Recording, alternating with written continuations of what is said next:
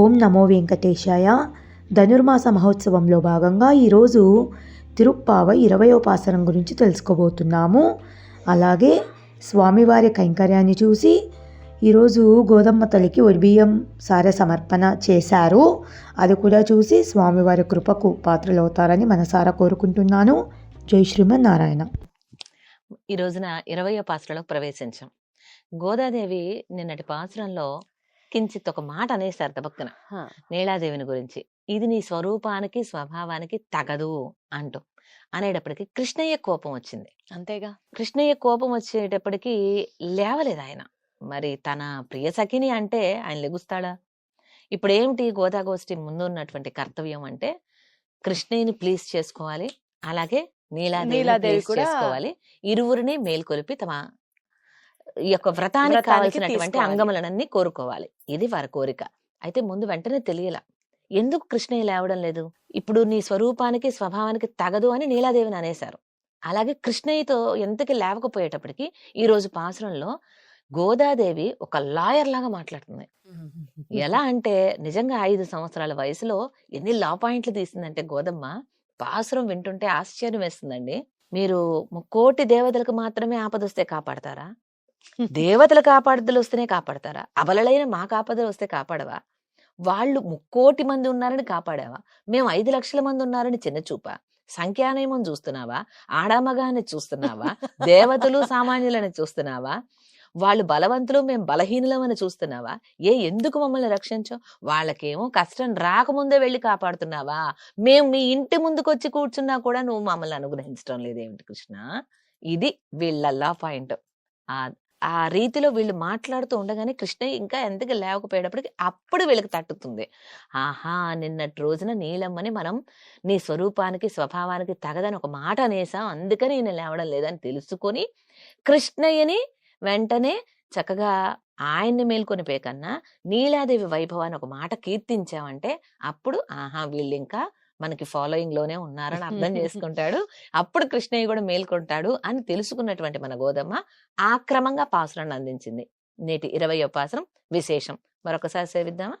33 முன்சென்று கப்பந்தவர்க்கும் கலியே துயிலழாய் செப்பமுடையாய் திரளுடையாய் செத்தார்க்கு வெப்பம் கொடுக்கும் விமலா துயிலழாய் செப்பன மென்முலை செவ்வாய் சிறுமருங்கள் நப்பின்னை நங்காய் திருவே துயிலழாய் ஒக்கமும் தட்டொளியும் தந்து உன் மணாளனை இப்போதே அம்மை நீராட்டேலோ ரெம்பாவாய் ఆండాళ్ తిరువడిగళే శరణం.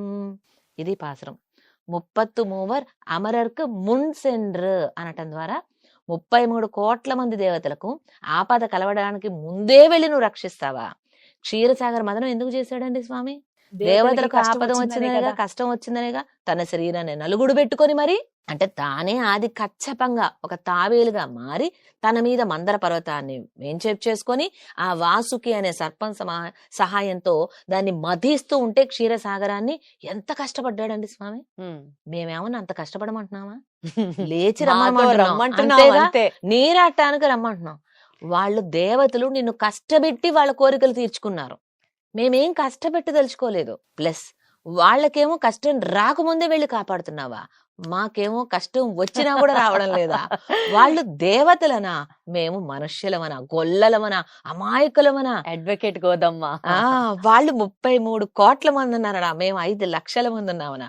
ఎందుకని? వాళ్ళకేమో ముందే వెళ్ళి వాళ్ళ శత్రువులకి భయం కల్పించేటట్లుగా, భయజ్వరం తెప్పించేటట్లుగా వెళ్ళి రక్షిస్తావు. అంతే కదండి. మరి ఎవరికి ఏ కష్టం వచ్చినా కృష్ణయ్య అంటే శ్రీమన్నారాయణుడే వెళ్ళి రక్షించినట్లుగా మనకి దాఖలాలు, ఏ పురాణం చూడండి, ఇతిహాసం చూడండి, ఏ దేవుడు దేవతకి కష్టం వచ్చినా ఈయనే వెళ్ళి రక్షిస్తూ ఉంటాడు, కాపాడుతూ ఉంటాడు. అలా వాళ్ళని మాత్రమే రక్షిస్తావా అన్న ఉద్దేశంలో 33 అమరర్కు మున్ సెండ్రు కప్పం తవిర్కం కలియే తుయిలెజాయ్, బలశాలి మేల్కొనవయ్యా, తుయిల్ ఎజాయ్ నిద్ర నుంచి మేల్కాంచవయ్యా అంటుంది గోదమ్మ. ఈ పాసురంలో గోదమ్మ విమల అనే నామాన్ని ఇస్తుంది. 18, 19 2 పాసురాల్లో నీలవల్లభ అంది. ఇప్పుడు ఈ పాసురంలో విమల అంది. ఇటువంటి దోషం అంటున్నటువంటి వాడు శత్రువులని సంహరించడం కోసమని ఆయన ఎన్నో చేస్తూ ఉంటాడు. అయినా ఆయన చేసేటువంటిది అధర్మం కాదు, ఆయనకి ఏ దోషం అంటదు అని కూడా చెప్తుంది. ఎలా అంటే కురుక్షేత్ర మహాయుద్ధ సంగ్రామంలో తాను ఆయుధం చేపట్టను అంటూనే రథచక్రాన్ని తీసుకొని మరి భీష్ముడి మీదకి వెళ్ళాడుగా యుద్ధానికి. అలాగే తాను ఆయుధం చేపట్టనంటూనే ఆయుధం పట్టాడు, పగటిని చీకటిగా చేశాడు, అనేక జిమ్మిక్కులు చేశాడండి స్వామి. అమావాస్యని చతుర్దశిని అమావాస్యగా చేశాడు. ఇలా చాలా ప్రొసీజర్ ఉంది, మనకి టైం తక్కువ కాబట్టి విషయం తక్కువ చెప్పుకుంటున్నాం. అయితే ఇన్ని రకాలు చేసినా ఆయనేమి దోషం అంటనటువంటి వాడు. ఎందుకంటే ఆశ్రితుల సంరక్షణ అనేది ఆయనకు మెయిన్ ముఖ్య ఉద్దేశ్యం. దానికోసం ఆయన ఏదైనా చేస్తూ ఉంటాడు. అంటే నీ ఆశ్రితులను సంరక్షించడం కోసం నువ్వు ఇంతగా చేస్తున్నావే, మరి మమ్మల్ని ఎందుకని రక్షించడం లేదు? మేము అనన్య ప్రయోజకులుగా నిన్ను వచ్చి ఆశ్రయించుకున్నాం.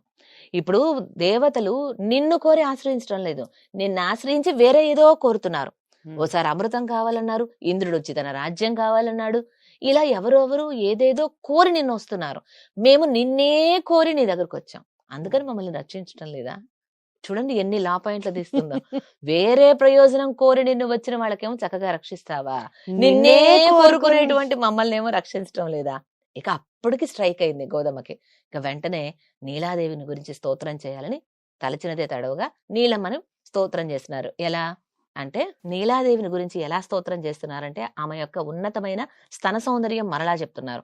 అలాగే సన్నని నడుమును చెప్తున్నారు. గతంలో చెప్పుకున్నాం సన్నని నడుము అంటే కృష్ణయ్య తప్ప ఇతరమైన వ్యతిరిక్త విషయాలు ఏమీ ఆవిడకి పట్టవు. అంటే పరిపూర్ణ వైరాగ్యం కలిగినటువంటిది, కృష్ణయ్య పట్ల పరిపూర్ణ భక్తి కలిగినటువంటిది, అలాగే కృష్ణయ్య పట్ల పరిపూర్ణ విశ్వాసం, జ్ఞానము, వైరాగ్యము, భక్తి ఇత్యాదులకి సూచనగానే ఆమె యొక్క శరీర సౌష్ఠవం అంతా కూడా వర్ణించబడింది. అటువంటి ఓ నీలాదేవి, నీ యొక్క వల్లభుణ్ణి మేల్కొలిపి నీవే మాతోటి స్నానానికి పంపించాలి. ఎప్పుడో అనుకుంటావేమో, ఇప్పుడే ఇప్పోదే ఏమై మాతో నీరాట్టేలో రెంబావే, నీరాడడానికి పంపించు. దానికి తోడు ఇంకొక 2 అడుగుతుంది గోదమ్మ ఇవ్వమని. ఏమిటి? ఉక్కమం, తట్టోళియం 2 ఇవ్వమంది. ఉక్కమం అంటే విసనకర్ర, తట్టొళియం అంటే అద్దం. ఈ అద్దం, విసనకర్ర ఈ వీరు చేసేటువంటి ధనుర్మాస వ్రతానికి కావలసినటువంటి ఆవశ్యకములు అనమాట. వ్రతం చేయాలంటే కొన్ని సంరంభాలు కావాలి. కానీ మీరు ధనుర్మాస వ్రతానికి ఏ సంరంభాలు అక్కర్లేదన్నారు కదండి, మరి ఇప్పుడు విసనకర్ర, అద్దం ఎందుకు కావాలని అడుగుతున్నారు అని మీకు సందేహం రావచ్చు. స్నానం ఆడిన తర్వాత ఆయన చూసుకోవడానికేమో కాదా? అయితే చూసుకోవడానికి మీరు అన్నది ఒక రకంగా అంతరార్థం ఏమిటంటే, అంతరార్థం మీరే చెప్పాలి. అద్దంలో మనం చూసుకున్నాం అనుకోండి, ఏం కనిపిస్తుంది? మనమే కనిపిస్తాం. అంటే మన ప్రతిరూపమే కనిపిస్తుంది, మన స్వరూపం. అంటే ఆత్మ యొక్క స్వరూపాన్ని నీవు అనుగ్రహించమ్మా, ఆత్మ జ్ఞానాన్ని కృప చేయని అడుగుతున్నారు గోదమ్మ. అబ్బా, ఆత్మ స్వరూపం ఏంటి? భగవంతుడికి సేవ చేసుకోవటం, అమ్మతో కూడిన స్వామికి సేవ చేసుకోవటం. అటువంటి ఆ సేవా భాగ్యాన్ని మాకు అనుగ్రహించు. ఈ విసనకర్రతో కూడా ఏం చేస్తారండి? శ్రీపతులు ఇరువురికి కూడా ఆలవట్టం అంటారు. విసనకర కైంకర్యం చేయాలి, సేవ చేయాలి. అంటే వారి ఇరువురు వేంచేసి ఉండాలి. ఆ ఇరువురు దంపతులకి మేము సేవ చేసుకోవాలనుకుంటున్నాం అన్న విషయం చెప్తున్నారు ఇక్కడ. నీలా కృష్ణులు ఇరువురిని వేరు చేయాలనే మా ఉద్దేశం మాకు లేదు. మీరు ఇరువురు వేంచేసి ఉండగా మీ దంపతులకు మా స్వరూపమైనటువంటి ఆత్మ జ్ఞానాన్ని మీరు అనుగ్రహిస్తే తెలుసుకొని మీ ఇరువురికి కూడా మేము సేవ చేసుకోవాలని కోరుకుంటున్నాము. స్నానం అంటే బంధం వేశారు ఆవిడ. స్నానం అంటే నీరాటం అంటే, ఇప్పుడు ఎవరైనా నీ పతిదేవుణ్ణి మాతో పంపి మేము స్నానం ఆడతామంటే కోపం రాదు. ఇక్కడ ఏమిటి దాని అర్థం అంటే భగవంతుని కళ్యాణ గుణాలలో మునగడం అనేటువంటిది. నీవే మా ఆత్మస్వరూప జ్ఞానాన్ని మాకు అనుగ్రహించి మీ దంపతులు ఇరువురికి కైంకర్యం చేసుకునేటువంటి భాగ్యాన్ని ఇచ్చి ఆ భగవంతుని గుణానుభవంలో మునిగిపోయేటువంటి భాగ్యాన్ని అనుగ్రహించు. ఎప్పుడో అనుకుంటావేమో కాదు, ఇప్పుడే ఇప్పోదే ఎమ్మై నీరాట్టేలో రెంబావై. ఇది కోరుకుంటుంది మన గోదమ్మ ఈనాటి పాసురంలో. వెరసి గోదాదేవిని స్తోత్రం చేసేటప్పటికి ఇక కృష్ణస్వామి శాంతించాడా లేదా, మేల్కొన్నాడా లేదా, మరలా సస్పెన్స్ రేపటి వరకు. ఈ రోజున విమల అనే తిరునామాన్ని ఇచ్చింది మన గోదమ్మ. విమల విమల అంటూ రేపటి వరకు అనుసంధానం చేస్తూ కృష్ణయ్య లేచాడా లేవలేదా అనేది రేపటి రోజున చూద్దాం, తప్పకుండా చూద్దాం. ఓకే. ఆండాళ్ తిరువడిగలే శరణం. సర్వం శ్రీకృష్ణార్పణమస్తు.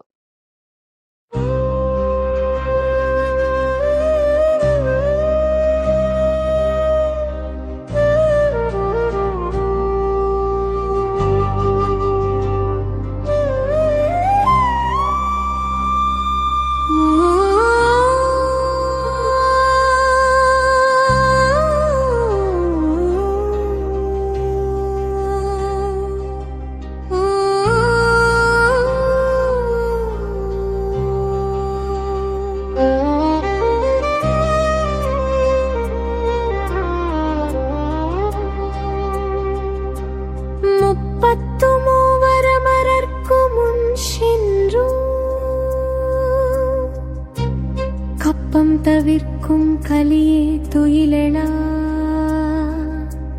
செப்பமுடையாய் திரளுடையாய் செற்றார்க்கும் வெப்பம் கொடுக்கும் விமலா துயிலெழாய் செப்பன்ன மென்முலை செவ்வாய் சிறுமருங்குல் நப்பின்னை நங்காய் திருவே துயிலெழாய் உக்கமும் தட்டொளியும் தந்துன் மணாளனை இப்போதே எம்மை நீராட்டேலோரெம்பாவா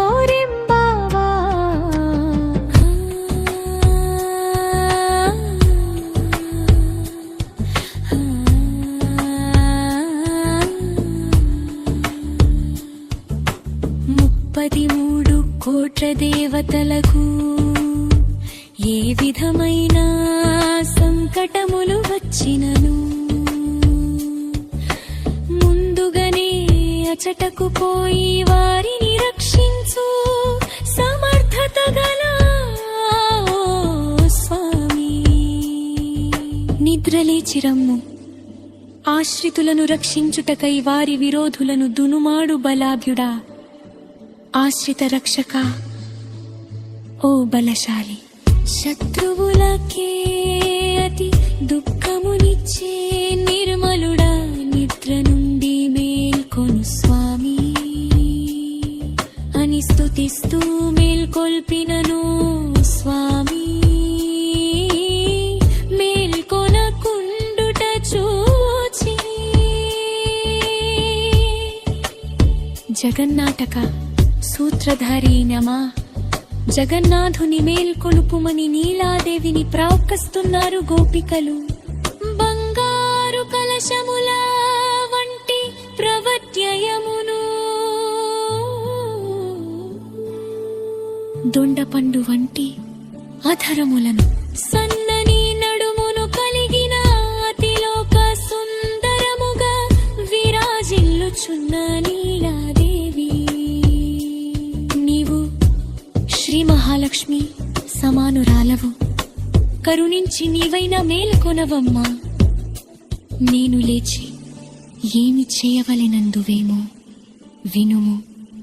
మన స్వామి అయిన శ్రీకృష్ణునకు శరీరముపై చిరు చెమట పట్టినప్పుడు దానిని ఉపశమింపచేయగా వీవన కైంకర్యమును చేయుటకు ఒక దివ్యమైన విసనకర్ర నిమ్ము. ప్రబోధ సమయాన స్వామి తిరుముఖ మండలము జూచుకొనుటకు ఒక దివ్యమణి దర్పణము నిమ్ము.